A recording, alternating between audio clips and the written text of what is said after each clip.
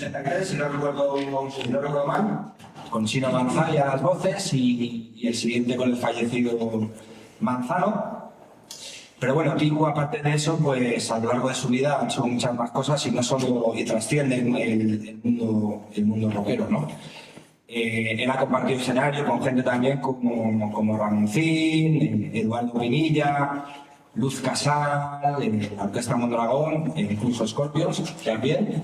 Llegó a tocar con Scorpions. Más adelante se metió en la historia de la representación de artistas en diferentes agencias y tal, hasta que él mismo montó la factoría. Y se pasó adelante y bueno, y ahí llevó a todo tipo de músicos también, ¿no? Dentro del género rockero, él llevó, por ejemplo, a Mago de Oz, que además fue la época de mayor auge de Mago de Oz, a Los Suaves, a Manolo Tena también, por ejemplo. Luego, fuera del ámbito del rock, pues llevó a artistas como Aute, llevó también a... ¿Qué más, Juan Luis? Échame un cable. Marta Sánchez, por ejemplo, ¿no? A Mercedes, sí. O sea, a una gran variedad de artistas. Y nada, pues hoy viene a presentarnos este libro que tengo yo aquí, que me pude leer en Navidad. Memorias de un manager. Yo lo que puedo decir del libro, a mí me gustó mucho. Y es un libro que sobre todo está hecho para gente a la que le gusta la música, ¿no? Que quiera saber más cosas de todo lo que se puede hacer en el engranaje musical, en lo que es la industria, todo lo que hay detrás, ¿no? Pues a la hora de contratación de artistas, de cómo se monta un concierto, pues para eso es un libro muy didáctico. Y luego pues es un libro que tiene anécdotas para aburrir, algunas muy sorprendentes. Tiene momentos muy llamativos y muy emotivos, también tiene momentos muy duros y muy crudos. Y bueno, pues en definitiva es un libro que yo lo disfruté mucho y que se lo recomiendo a todo el mundo. Hola, buenas tardes. Y nada, sin mucha más demora y si mi compañero Juan Luis quiere añadir algo, pues agradecerle a Tibu que haya perdido un pequeño porcentaje de su tiempo para estar aquí con nosotros. La verdad es que que bueno, ha sido con disposición, de amabilidad y resultar los aquí. La verdad es que una vida muy intensa y yo no viviré esa vida en 2 o 3 vidas. Con sus cimas y sus fondos. Sí. Pues nada, un aplauso. Bueno, el libro, la verdad es que nunca tuve la idea de escribirlo. Surgió de casualidad en una cena con un amigo periodista, pues que hablando de anécdotas de la vida mía y todo esto, me dijo, joder, tú deberías escribir un libro. Bueno, pues se quedó en los 4 whisky que nos tomamos y ya está. Y la sorpresa fue que al día siguiente me llama y me dice, tengo una editorial que se lo comentaba, está interesada en me digo que van a poner yo a escribir. Entonces, la primera idea con lo del libro surgió para hacer un libro como de pregunta-respuesta con un periodista con el que empezamos a trabajar, ¿no? Lo que pasa es que a mí aquello me parecía un poco frío y tampoco consideré yo que era un momento en mi vida como no tenía nada, una cabeza de deporte. Y entonces lo dejé ahí a nuevo.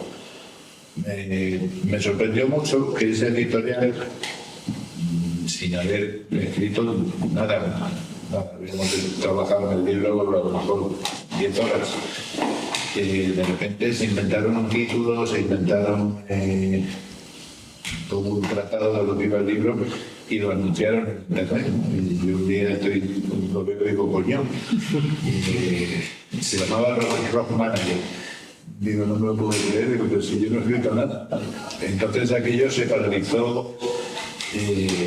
Yo tuve un periodo bastante duro en mi vida. Un periodo que fueron 2 años de cárcel, que me tocó comerme. Y estando en la cárcel,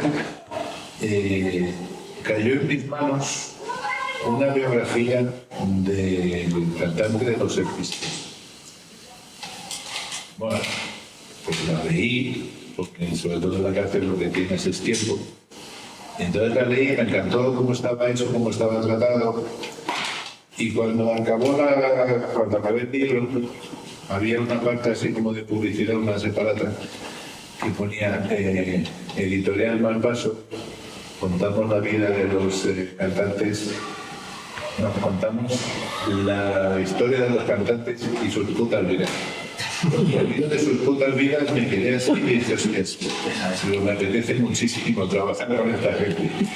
Y entonces desde la cárcel de Soto del Real les escribí una carta, porque allí, claro, lo de internet y eso pues, no existía. Entonces les escribí una carta, más que nada con el ánimo de felicitarles. Yo no sabía qué libros habían sacado de otros artistas, ni nada, simplemente tenía ese en las manos y hablar de la poca vida de los cantantes. Y me apetecía mucho. Y la sorpresa fue cuando me respondieron y me dijeron que si yo quería escribir, que me pusieran manos a la obra. Escribir en la cárcel es escribir como Cervantes, con un boli, papel, porque allí no hay, por eso no hay impresora, no hay ordenador, ni nada. Con suerte tienes un boli y unos folios, si te puede pagar. Y entonces me enfrenté a la tarea de ponerme a escribir eso. Yo no tenía ni idea. Sí soy un gran lector desde que aprendí a leer con 6 o 7 años, pero nunca me había enfrentado a la idea de escribir un libro.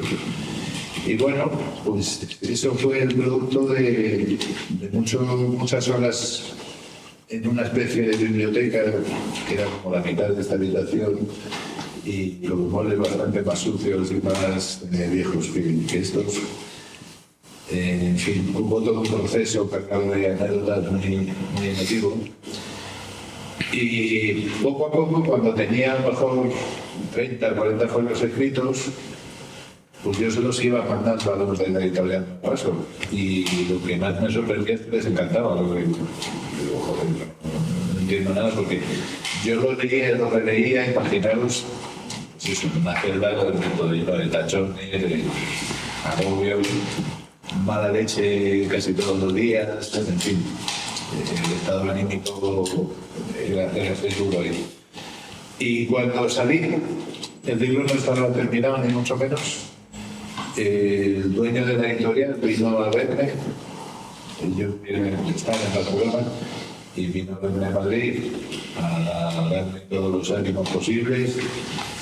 Y ahora ya sí, con un pequeño ordenador que ya tenía en mi casa, pues me enfrenté a terminarlo, ¿no?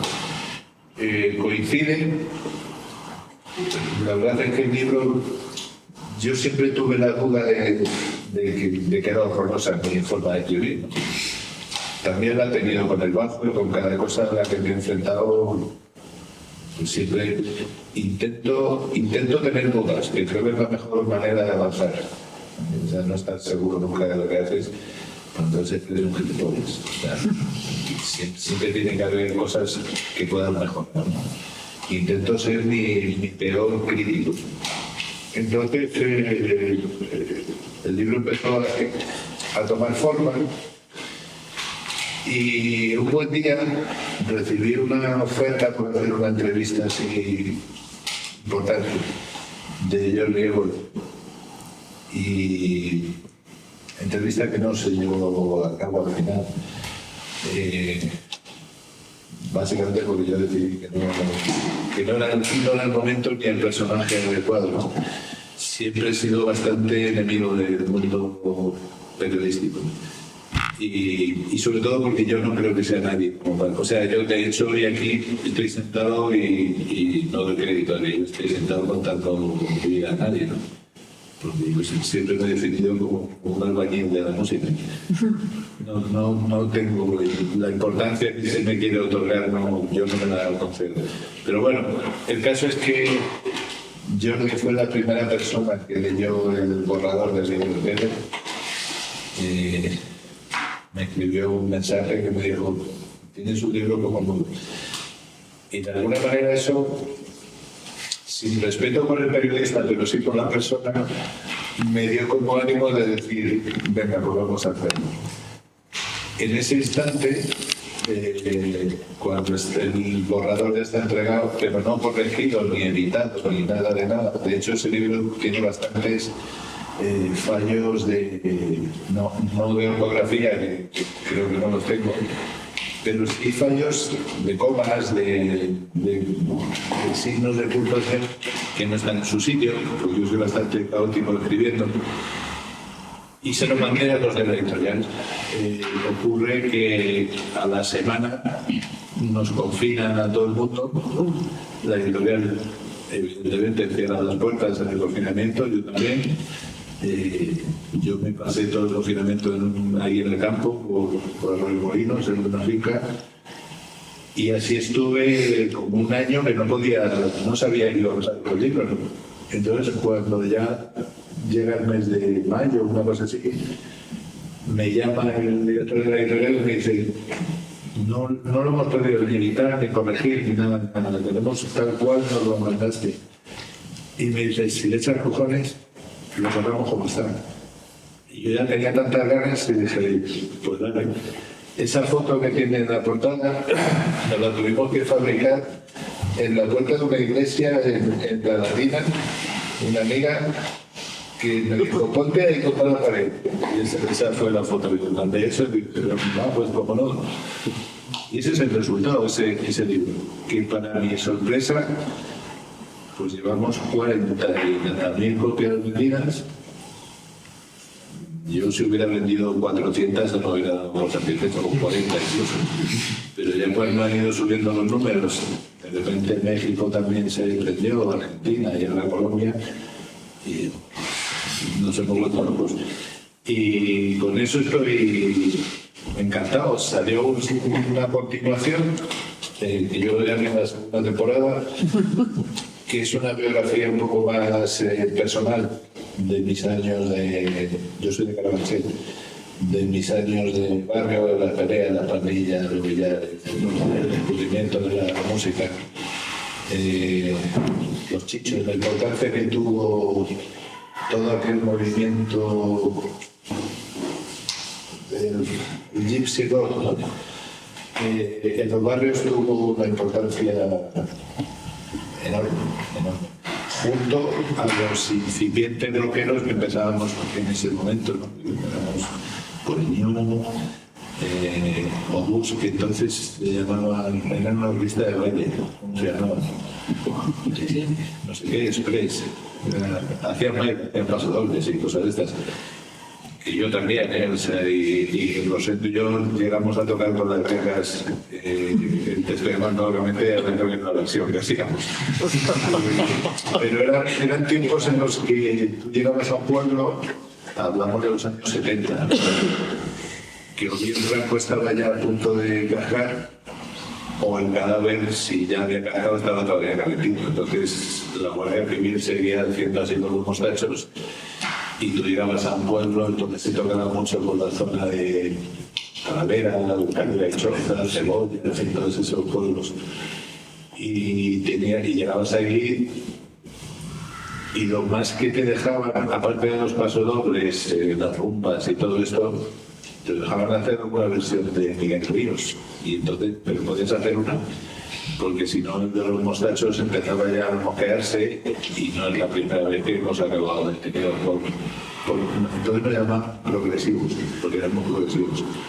Y a Rosendo y a mí nos tiraron en la piscina, en Talavera de la Reina, por ser progresivos, una noche vieja que estábamos tocando. Y nos vinimos arriba y acabamos la noche vieja y nos estaban esperando fuera de la piscina el 31 de diciembre y estaba frío, con guitarra abajo y todo allí, abajo. Fueron tiempos duros, ¿no? Y bueno, pues toda mi vida, sin yo haberlo querido, porque yo me metí en el mundo de la música también de casualidad, porque me tocó ser Paul McCartney en el colegio. Sí, estábamos jugando en el patio a ser los Beatles y en el sorteo a mí me tocó ser Paul McCartney. Y a partir de ahí pues empecé a descubrir, yo no sabía ni lo que era el bajo, empecé a descubrir sonidos, cosas relacionadas con la música. Pero eran épocas en las que absolutamente todo estaba por descubrir y en España era todo en blanco y negro. Entonces, claro, los discos de rock que llegaban a Madrid se conseguían con cuentagotas. Por supuesto, en las tiendas oficiales no era imposible. Había una tienda que se llamaba Discoplay, que estaba en la Gran Vía, que si tú ibas y hacías un pedido, etcétera, etcétera, al cabo de un mes te llegaba a correos, te llegaba pues una caseta, todo eso que te traía de Inglaterra. Sé que tenía que pasar por la censura, en fin, todo ese tipo de cosas. Y luego nos íbamos pasando entre los colegas del barrio, pues nos íbamos pasando casetes de una galera encima, porque nos dábamos los unos a los otros y no, escúchate esto tal, Pink Floyd, ¿quiénes son? Pues descubrías a Pink Floyd. Y poco a poco pues ibas con esas circunstancias tan contrarias, pues te ibas metiendo en este mundo alucinante de la música. Yo tuve el acierto, y mi madre también lo tuvo, de matricularme en el conservatorio.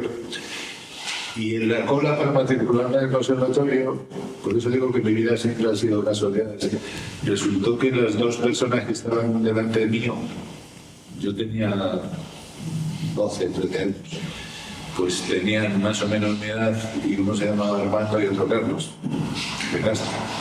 Y entonces nos hicimos súper amigos porque la cola era una cola muy larga, tuvimos tiempo de hacer amistad. Y luego estuvimos durante bastante tiempo yendo juntos al conservatorio y bueno, y poco a poco íbamos conociendo a otros músicos de otras zonas, pero claro, imaginaros que el internet era puro verde, no existía. Existía el teléfono de gira y poco más. Aparte que no teníamos pasta, éramos todos de familias así, bueno, que no teníamos pasta para desplazarnos y para ir a conciertos que tampoco había. Entonces, claro, para nosotros ir a ver una orquesta tocando pasadores, pues era la hostia, porque al final eran músicos que estaban tocando, ¿no? Y nosotros lo que queríamos era tocar. Entonces, bueno, yo en ese momento tampoco tenía definido si me gustaba el rock, el jazz o fuera, entre otras cosas porque no sabía lo que era. Yo oía música y sabía si lo que oía me gustaba o no. Y a base de eso, de las enseñanzas del conservatorio, pues me vi con 15 años más o menos tendría. Porque ya empecé a tocar con bandas, orquestas básicamente, y yo ya hasta cobraba más dinero, cosa que a mí me flipaba, pero porque yo estaba para un juego y que por jugar me pagaran era la hostia. O sea, yo llegaba a mi casa con un billete de 1000 pesetas, claro. Mi padre pensaba que había un palo que me lo daban, que era lo más lógico. Y bueno, pues poco a poco fui introduciéndome en ese mundillo de la música. He de decir que en mi favor, no porque yo fuera el mejor bajista que había en Madrid, ni mucho menos. En Madrid, bajistas que tocáramos rock, pues éramos 3. Uno se llamaba Chiqui Marijana, el otro Tony Urbano, el otro era un servidor. ¿Qué ocurre? Que cada vez que había un proyecto de grupos de rock o de algo de rock, la elección del bajista era muy sencilla, había pues, al que estuviera libre, ¿no? Curiosamente, los otros dos que no era yo fueron los bajistas de Demian. Y bueno, a mí nunca me gustó atarme tampoco a una formación concreta hasta lo de Alzheimer, que también surgió de casualidad, es decir, ni Salvador ni yo pensamos nunca hacer un grupo estable, ¿no? Y mucho menos que tras que tuviera 40 años. O sea, que ahora lo pienso y pues que hace 40 años de aquellos. Y me siguen ocurriendo cosas increíbles como ir al rastro y que un chaval de 17, 18 años a todo este ¿no? Claro, yo no sé qué responder, yo pues, depende, tengo días. Hoy lo mismo, sí. Depende para que los tipos de mi padre. Y aquello se ha quedado ahí para la historia. Es muy sorprendente y muy emotivo a la vez, ¿no? Y nunca le daremos las gracias suficientes a la gente por haber pasado esa frontera de tantos años. Bueno, no me lío mucho más. En el libro cuento anécdotas. Tampoco quise ser nunca manager. Para mí los managers eran Darth Vader, ¿no? Siempre tuve claro qué manager me gustaría haber tenido yo, ¿no? Porque leía cosas del manager de los Beatles, leía cosas sueltas del manager de Elvis, que no es un ejemplo de cómo ser manager, pero claro, hay que informarse de eso. Estaba siempre informándome de cosas y sobre todo vivía en mis propias carnes pues la cantidad de... con todos mis respetos y mi admiración por ellos, que inventaron un mundo que en España no existía, que los managers de los años 70 pues eran unos grandes paletos. Entonces ni entendían de música, te hacían unos comentarios que te quedabas patidifuso y nunca estaba claras las cuentas. Siempre era todo como un mundo oscurantista, ¿no? De los managers. Entonces llegué a la conclusión de que esa gente no era manager, eran representantes, y lo que molaría es tener un manager. Y llegué a esa conclusión, fijaros que cuando vi Rocky, fui al estreno. Y cuando vi al manager de Rocky, dije yo, si tuviera un manager, yo quería ser así. Como este, que está ahí al lado del ring, venga, agáchame ahora, vivir y sufrir con el artista en esa intensidad.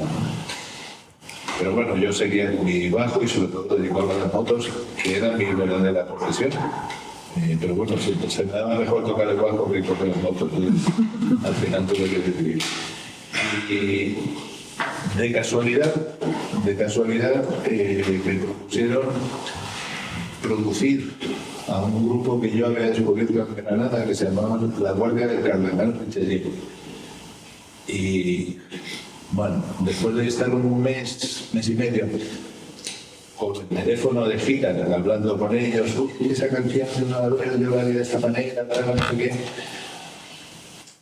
Conseguimos que grabasen una maqueta en Granada, que todavía era, si aquí estábamos en blanco y negro, allí ya no había ni grises. Conseguimos que grabara una maqueta y yo me dediqué a moverla con las compañías discográficas de Madrid y todas me dijeron que me parecía una mierda. Bueno, les convencí de que acortaran el nombre, que lo del Cardenal Richelieu. No sé si algunos os acordaréis de una serie de dibujos animados que eran los Mosqueperros. Sí. Pues se llamaban así, los Mosqueperros, porque eran fans de los Mosqueperros. Y le dije, tío, que la Guardia del Cardenal Richelieu, la Guardia.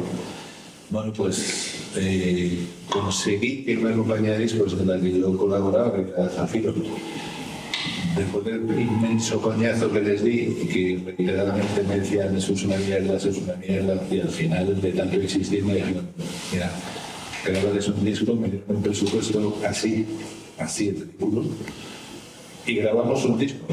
¿Qué ocurre? Que ese disco, que se llamaba Vámonos, y llevaba Mil calles llevan hacia ti, llevaba un montón de hits. Pues a los 6 o 7 meses de publicarlo habíamos vendido 600.000 copias físicas. Entonces fue un éxito de copón. Gracias a los chavales que son geniales. Los chavales estaban muy temerosos con el tema del manager, porque ya necesitaban un manager, ya tenían que salir a hacer conciertos, había mucha demanda. Y un día me llaman y me dicen que queremos que lo seas tú. Yo entonces estaba tocando el bajo con Antonio Flores. Y dije, no sé nada de manager, yo lo que voy a saber. Sé lo que me gustaría ser como manager, pero ya que lo puedo poner en práctica y tal.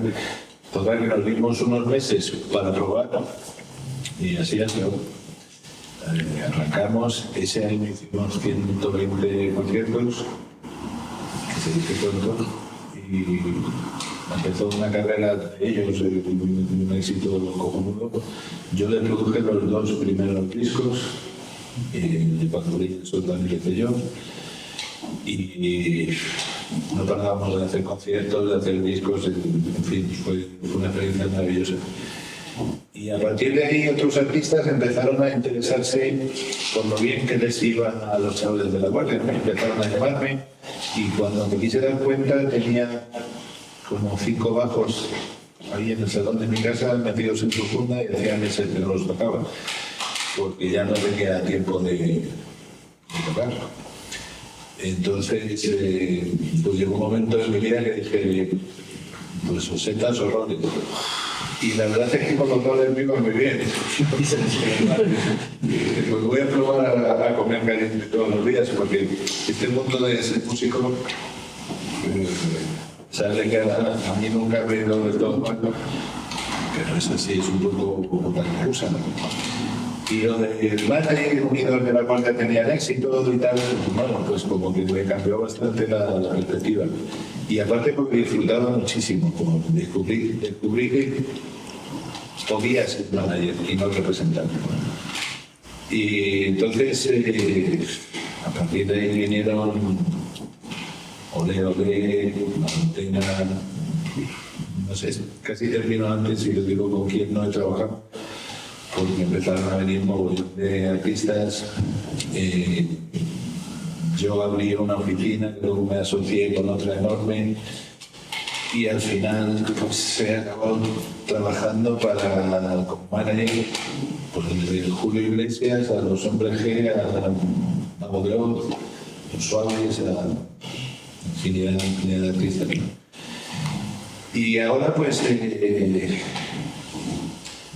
después del igual de la cárcel y la publicación del libro y más o menos el vuelo que ha tenido el libro, pues la verdad es que hay muchos chavales y chavalas que quieren cantar y eso, y se ponen en contacto conmigo, pero quizá llega un momento en el que ya no me interesan tanto los roles, sino que vuelvo a las secas. Y siempre lo digo, yo volveré a ser manager el día que descubra un artista que me haga como me hizo la Guardia, ¿no? Que diga, hostias, es posible. Entonces, si llega ese momento, pues vamos otra vez a la pelea. Pero hoy por hoy escucho todas las maquetas que me envían, algunas son cojonudas y quizás ese es el fallo, que son cojonudas. Siempre quiero hablar de la música, creo entre lo bueno y lo diferente. Yo me quedo con lo diferente. El bueno somos todos. Entonces, yo no soy quien para juzgar si alguien toca mejor o peor. Cuando dicen el mejor guitarrista del mundo, el mejor guitarrista del mundo dependiendo los criterios. Sí sé que un Ferrari es uno de los coches más rápidos del mundo porque hay unos parámetros científicos en los que te pueden basar. Pero el arte es tan subjetivo que no soy capaz de definir si una cosa es acojonante o no, pero sí soy capaz de discernir si algo es diferente o no. De tal manera, si a mí me decís ahora, ¿te gusta Alaska? Os diré, no me gusta Alaska. ¿Es cantante? No, es amiga mía. No voy a hablar mal de ella. Pero si me decís, ¿es diferente? Os diré, sí. Es el submarino. Ese es su puto medio. Ha conseguido que con una voz, que es la que tiene, con una imagen, ¿no?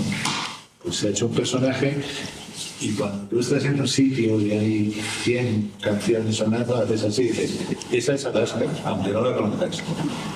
Es decir, algo que tenga el sello tan original y tan suyo, ACDC, por poner un ejemplo más rockero, ACDC son ACDC, o sea, hacer Highway to Hell lo hacen ellos, o hacer Smoke on the Water lo hace Deep Purple. El riff de Smoke on the Water lo toca todo Dios, siendo fácil, lo difícil es componerlo y marcar un camino diferente. Los Stones son pésimos músicos, pero no hay una banda que suene como los Stones, ¿no? Entonces esa es la diferencia.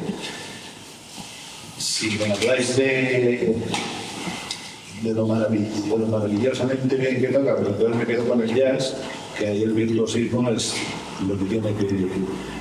Pero tampoco, porque de repente en el jazz aparece en los años 80 un disco de Miles Davis, que siempre había sido el más virtuoso y tal, y a través de un disco que se llamaba Tupu, en donde Miles Davis lo que trabajaba sobre todo eran los silencios. Y a mí aquel disco me trastocó la cabeza por completo, porque hostia, es un disco cargado de silencios y de expresiones, ¿no? De colores. Entonces, eso marcó una diferencia sobre todo lo que se había hecho en jazz hasta ese momento, ¿no? Y eso hizo que Miles Davis hasta ese momento llenaba teatros y a partir de ese momento empezó a llenar estadios. Es todo muy relativo, ¿no?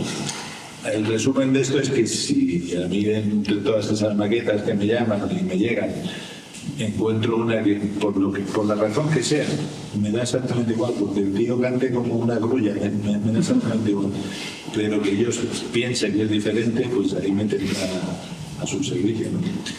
Y así me arrastro tu tiempo. Sí, si me queréis preguntar alguna cosa. Yo mismo. Entonces, ¿cuál es la diferencia entre representante y manager? Pues es fácil. Que no me ha quedado claro. Julio Iglesias, por ponerse un ejemplo, tuvo un representante durante años que se llamaba Francisco Bermúdez. Era un tío poderosísimo que se limitaba a buscarle bonos. Todavía no había una explosión de Julio Iglesias, es decir, de cuando fue a Eurovisión como gobernador. Y les iba de puta madre. Les iba de puta madre en España, en ciertos países de Sudamérica, les estaba bien, molaba. Hasta que un día Julio da un paso a un lado y se va con un señor que se llama Alfredo Freire, se llamó, que para descanse. Y Alfredo Freire le dice a Julio Iglesias: vamos a coger un Madrid, con ropa y con poca pasta, que no tenía mucha, y vámonos a Estados Unidos. Y Julio le dice: se tendió la perola. Dice: no se tendió la perola, vamos a intentar convencer a los directores, se llama la CBS, vamos a convencer a los de CBS que tú eres la hostia. Alfredo Freire convenció a los CBS de que Julio Iglesias era la hostia, y el resultado es la revista. Esa es la diferencia entre un representante que te busca bonos para porcentaje y manager, o el manager que lo sufre y lo padece en la misma intensidad que el artista, ¿no? Y está todo el día trabajando en beneficio de que ese artista vaya creciendo. Yo siempre digo que bueno, los managers solemos tener un porcentaje del caché del artista de un 20%, ¿no? A mí me gusta pensar que yo también tengo el 20% de los aplausos, aunque el público no lo sepa. Cuando me están aplaudiendo a la fiesta y yo soy su manager, digo, hay un 20% que me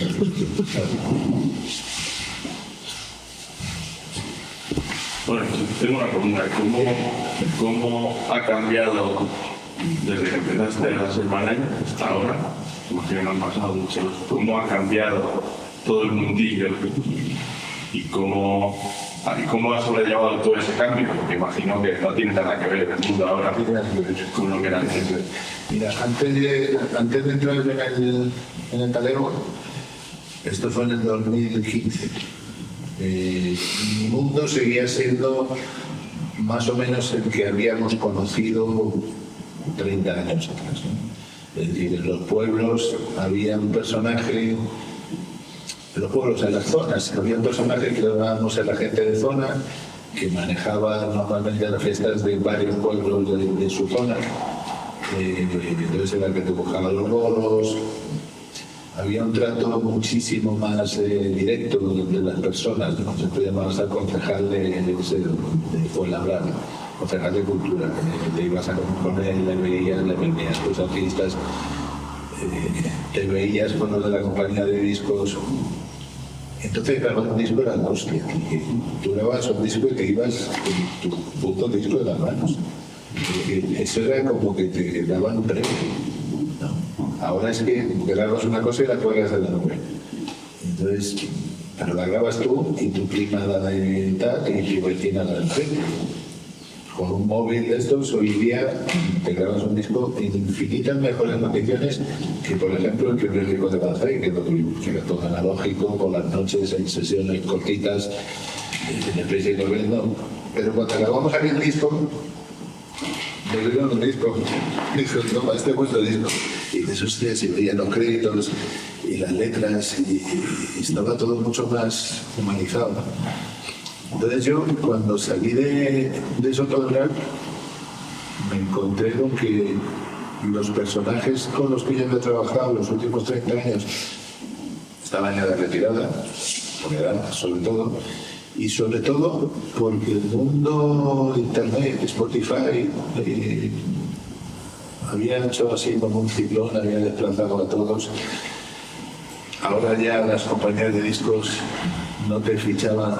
Antes había una profesión dentro de las compañías de discos que era el director artístico, ¿no?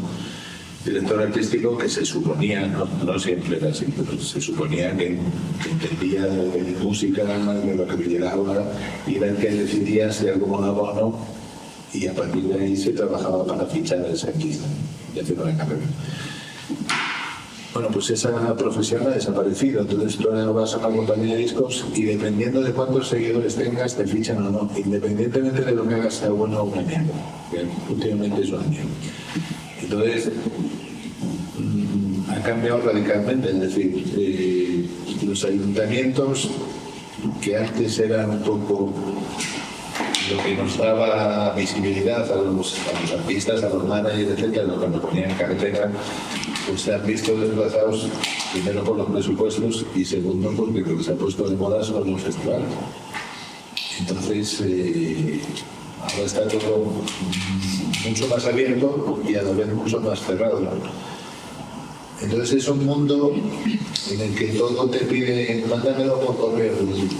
Si yo no sé casi mandar un WhatsApp, pero no porque sea gilipollas, que también, pero porque no me apetece, es decir, no es el mundo que a mí me corresponde, a mí me sigue gustando hacer así un acuerdo que suene todo, que lo den en un teclado o ya peor, en un teclado de un ordenador, ya me rechina, porque entonces no habrá valido de nada los 12 años que me incluí en el conservatorio, más las horas de furgoneta con Rosendo y con otra gente de nuestro mundo aprendiendo, si ahora resulta que todo está aquí. Y para qué no han ido toda la pelea que hemos tenido. Entonces, respondiendo a tu pregunta, mi mundo, yo me considero el último comunicado de una generación de musiqueros. No sé si el último mohicano, no sé si hablando en presente o si hablando en pasado, porque ya os digo que en activo como tal no estoy, pero con ganas de ponerme en activo. Lo que ya no te sabría decir es, si me pongo en activo, ahora no sé a quién dirigirme. Es decir, las radios, los contenidos principales, era la catedral. Nos gustara o no nos gustara, y había que pasar por la catedral sí o sí todos los martes a las 10 de la mañana. El coñazo, llamar a la puerta, lamejulos, a gente que no te agradaba, pero no te quedaba otra. Digo gente que no te agradaba, pues porque tanto la corrupción como la tontería iban de la mano. Gran Vía 32 os daba cuenta y no te quedaba otra que llegar allí y decir, oye, que tengo el último disco de este. Yo qué sé, por poneros un ejemplo, Marta Sánchez y Carlos Baute, el que nos consigue reunir, el que graba esa canción, el que tira para adelante con todo eso, pues yo me presento a los cuantos principales por el video criminal, me dicen que eso es una puta mierda, básicamente, ¿vale? Y poco menos que me echan de la radio. Al año nos estaban pidiendo. Entonces, esos criterios de gente que se supone que deberían tener cierto olfato, pues serán inexistentes. Pero sí te marcaban una dirección en la que sí o sí, si tú querías empezar a trabajar con un artista, si era de rock tenías que ir a Americano o a Mariano, que todavía vivía, o Pirata. Si era de pop, eran los 40 principales, en fin, cada cosa tenía su camino más o menos claro. Ahora resulta que el mundo de los podcasts es lo que... podcasts normalmente no tienen un personaje definido detrás de ese podcast, salvo algunas excepciones. Y los chavales ya no oyen la radio como se escuchaba antes, programas de música en la tele no hay. Y los que hay, que son los concursos de Got Talent y La Voz y todo esto, están tan manipulados, están tan corrompidos que la verdad es que no interesan. Entre otras cosas, porque si quieres entrar en un concurso de estos, primero tienes que firmar un contrato. Y ese contrato es como el que firmó Fausto con Olivier. Entonces, ya te digo que si yo ahora cometiera la locura, que posiblemente la cometa, si llega el caso de decir, hostias, este grupo me encanta, vamos a empezar, pues tendría que volver al mundo de la guardia a reinventarme, a decir, usted, pues como empecé con la guardia otra vez, a ver quién maneja el festival de tal, nos interesa, venga, pues vamos a ir allá para. Ha cambiado radical.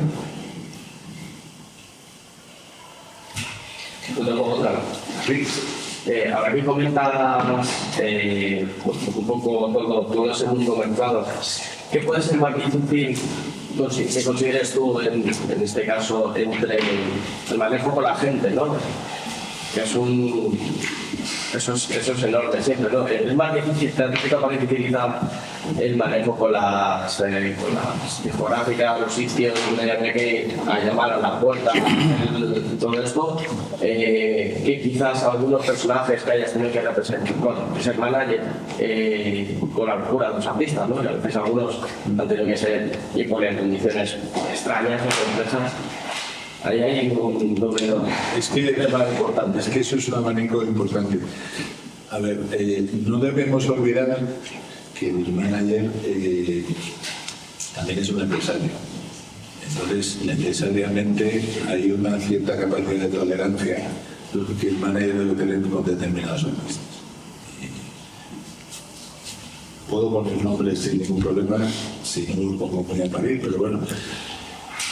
Yo he trabajado con todo el rango de estilos que os podéis imaginar, pero no hay mucha diferencia entre las peticiones absurdas de Chus de Mago de Oz y Isabel Pantoja. O sea, Están todos dormidos. es lo mismo. Tanto montar.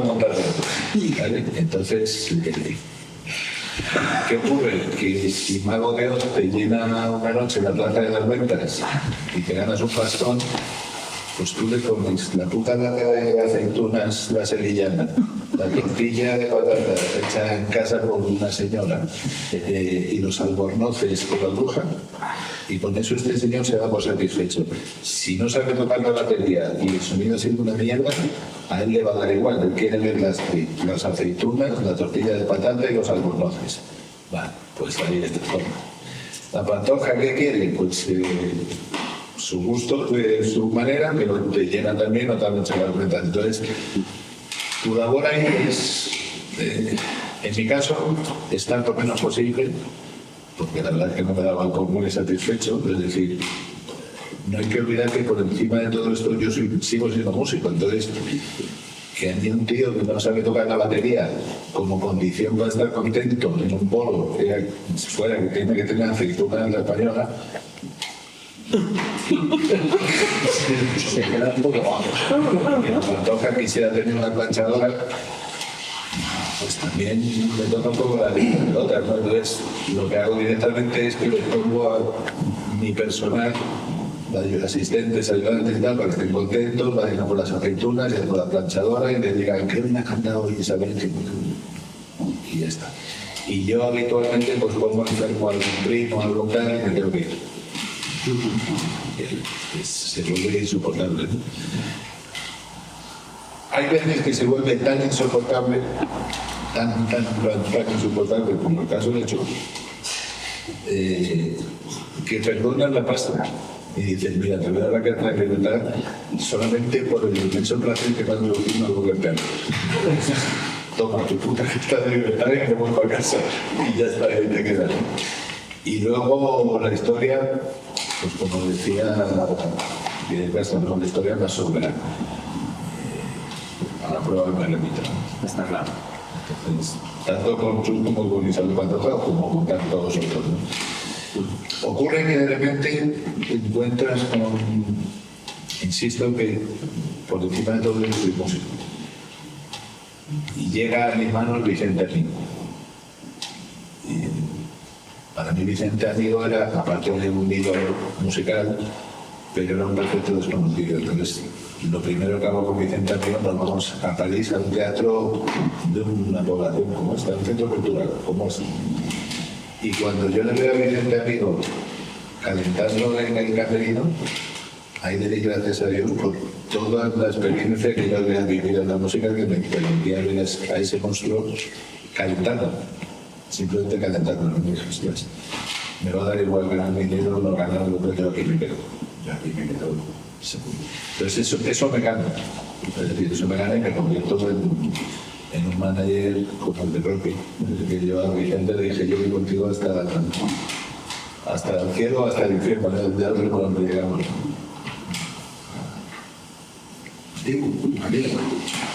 Aparte de Avanzai, de aquella toda época, esos finales de los 70, 80, ¿con qué músico o con qué banda es la que dirías que guardas hasta el día de hoy? Mi mejor recuerdo de haber compartido gira, escenario, etc. ¿Con quién te quedarías? Hay dos en concreto. Una fue la primera orquesta con grabó, que fue un descubrimiento alucinante. Yo nunca supe muy bien qué coño hacía yo tocando con esos monstruos, porque en la orquesta con grabó, o sea, Javier Gurruchaga en esa época, Javier es un yin y un yang permanente. ¿Vale? O sea, ahí sí que ahí no hay subidas así, son en vertical, ¿vale? O sube o baja, o sea, es un ascensor. Pero lo que sí es un tío con una cultura y con un gusto por la cultura acojonante. Entonces, desde que se lo pudo permitir, que fue al principio, llevaba unos músicos que eran la música. Es decir, alguien de aquí seguro que conoce un grupo que existió de los años 70 que se llamaba la Mahavishnu Orquesta. La Mahavishnu Orquesta era un grupo de jazz mundial, la hostia. Bueno, pues la sección de vientos de la orquesta Macarrón eran los vientos de la Mahavishnu Orquesta. Entonces, claro, yo venía tocando con esa gente, yo tenía 18, 19 años, y yo venía tocando con esa gente, yo alucinaba, o sea, cada vez que estos tiraban del pito era como, hostias, está sonando Dios aquí en persona, era increíble. Y luego, la banda que hicimos 2 giras con Lucas Al, cuando sacó un disco que se llamaba Rufino, estábamos Lele Daina, Eduardo Pinilla, Germán Vilella, que luego fue Valeria de los Rodríguez, que tenía Germán entonces 17 años. Yo lo había descubierto en unos locales de ensayo que se llama por Barajas, y lo metí yo en esa gira con Luz. Esa banda sonaba como Dios. Y en ese momento Miguel Ríos era el rey de la escena, y una y otra vez se empeñaban en quererle robar la banda, y una y otra vez los músicos que estábamos con Luz decíamos que no nos íbamos con Miguel, que nos pagaba el doble. Pero la verdad es que la conjunción que logramos tener con la propia Luz era maravilloso, subirse al escenario con ella, con esa banda que éramos amigos desde niños todos, ¿no? Entonces era como que nos mirábamos y ya sabíamos qué íbamos a hacer. Y fue una experiencia increíble. Y una experiencia buenísima que tuve con una banda francesa, era un trío, que los conocí en Barcelona, yo tocaba bajo con Ramoncín y montaron un festival en el antiguo Palacio de Deportes. Y esa noche para mí fue mágica porque yo llegaba con Ramoncín, bueno, hacer lo que hacíamos, el de pollo frito y los elementos. Y en el cartel anunciaban, éramos 3 grupos, anunciaban la Orquesta Mondragón, que nadie sabíamos quiénes eran. Yo pensé que era una orquesta de baile, una orquesta de pueblo. Y anunciaban un grupo francés que se llamaban Bijou. Bueno, nosotros fuimos con lo de Ramoncín, que además éramos más grandes de los carteles, y vinimos a las 3 de la noche. Cuando yo voy por el pasillo, me encuentro a un Javier Gurruchaga, jovencísimo, delgado como un espagueti, y a un cococho así pequeñito, vestido de novia. Y yo veo ahí, cuando soy en el año 77, 78. Y yo me veo aquí, yo llevaba una cresta, tampoco iba yo muy pero yo cuando vi aquello, con un traje de novia traído, unas flores panchitas y las que digo, ¿qué cojones es esto? Y se suben al escenario y de intro hacen el Welcome del Walsen. Y no correcto. ¿Cómo? Amén Jesús. Bueno, pues vive con la orquesta Mondragón.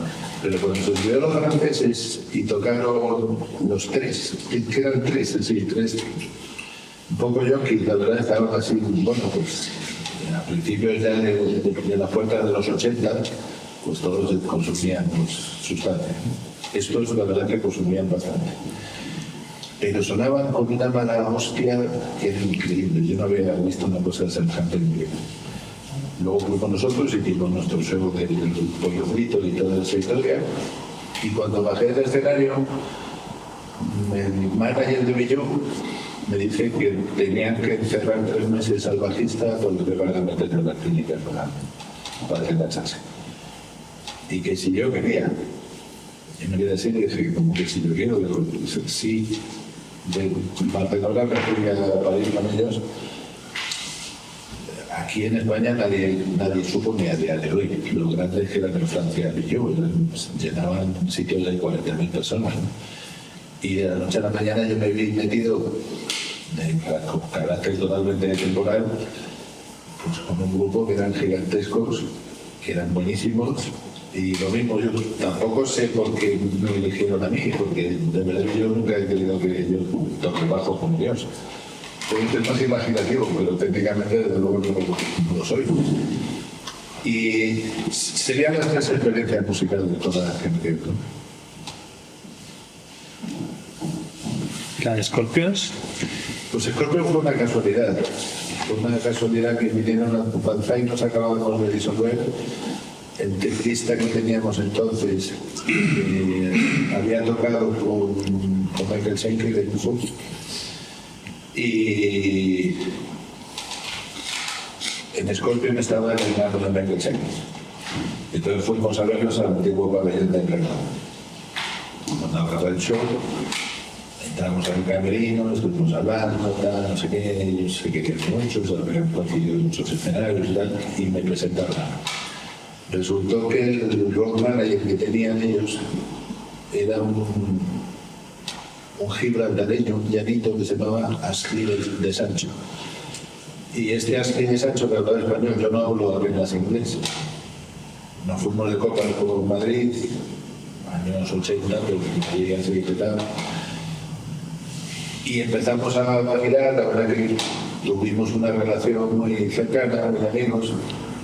Y al muy poco tiempo me llamó este Ángel de Sancho y me dijo, también te había unos problemas adictivos, porque los bajistas somos un poco con esas cosas. Y me dijo, van a buscar un bajista, y dice, y te caíste de puta madre, y sobre todo porque yo era muy joven. Entonces era como divertido llevar un chavalín ahí tocando.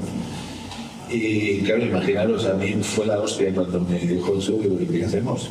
Todo, insisto, por el teléfono de Gil. Y me dice, pues mira, te mandamos un billete, te vienes a Londres, que tiene un estudio ahí alquilado donde ensayaban. O sea, eso solo se lo podían permitir gente de ese nivel, ensayar en un estudio de grabación, era increíble. Y me vi en Londres ensayando con los Scorpions los últimos 2 meses, una cosa así. No llegamos a salir nunca a tocar. Ensayábamos. Y al final, a mí me hicieron varias ofertas muy interesantes de aquí en España para hacer giras y tocar con gente que me daban mucho más dinero y era mucho más sencillo que tener que aprender inglés para tocar con los Scorpions, que era algo obligatorio. Y a mí me resultaba un coñazo. Yo decía, joder, yo soy de la generación en el colegio se estudiaba francés. Para aprender inglés, el poco que sé lo he aprendido o de los músicos macabros que conozco ingleses que han venido aquí y lo que sé decir son tacos, sí, lo que he hablado, o de las letras de las canciones, claro, pero yo no puedo responder siempre esto algo de Phil Forever. Entonces, pues al final me vine aquí, hice una gira, pues creo que era Maritrini. Sí, que hacía un mogollón de bonos, me pagaban muy bien y dije, tampoco yo he sido nunca, es decir, el rock siempre me ha gustado mucho, pero yo no soy un rockero en estado puro. O sea, la ortodoxia del rock a mí no me afectó nunca. De hecho, las pocas críticas que teníamos Banzai venían muy por ese lado, por el lado sobre todo de los periodistas, que nos tachaban de que no éramos auténticos. Para ellos el auténtico eran drogas.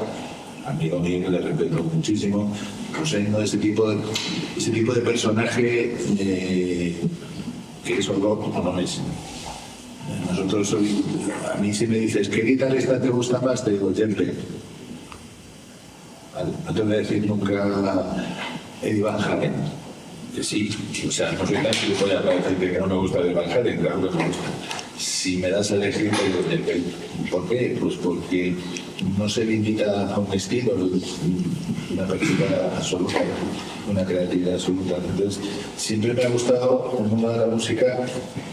Es decir, yo en mi coche puedo escuchar desde un bolero a Sex Pistols, o sea, me da igual, depende de mi estado de ánimo. Y lo voy a disfrutar exactamente igual, cada cosa tiene su punto y su momento. Entonces, nunca me he definido muy claramente. Y quizá por eso no me he ido mal en el mundo de la música, es decir, porque si tú te ciñes y tienes una etiqueta que es la que tienes y de ahí no te sales o no te dejan que te salgas, pues estás jodido porque te estás limitando. Bueno, si eres pop la limitación es menor, pero si eres flamenco, blues, jazz o cosas de estas, estás en un nicho. Y de ese nicho no sales. No, nosotros nos quedamos de metal, pues estás jodido. Porque no vas a llenar un estadio, por lo menos en España. No hay público en toda España para ver un show de death metal y de 20.000 personas. Una de las cosas que yo le agregaba a Chus, y no quiero ser reiterativo, pero el personaje lo merece, es que él constantemente me pedía ir a pasapalabra.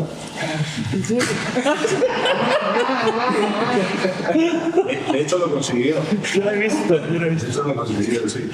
¿Y por qué? Pues porque era que todo lo que quería era salir de ese nicho, quería ser popular. Entonces, si a costa de que todo su equipo de trabajo estuvieran de mala hostia con él conseguía ser popular y triunfar más allá del heavy, me daba igual. Y eso es algo que yo nunca lo voy a decir como una crítica, es decir, si me dices si tocaba la batería, te voy a decir que como una mierda. Si me dices que componía, como otra mierda. Todo como una mierda, excepto eso, porque él tenía las ideas muy claras de para dónde dirigirse. Quería hacer lo que hizo. En modestia yo le ayudé bastante cuando sacamos Gaña y todo esto, pues así, y tiramos para arriba súper bien.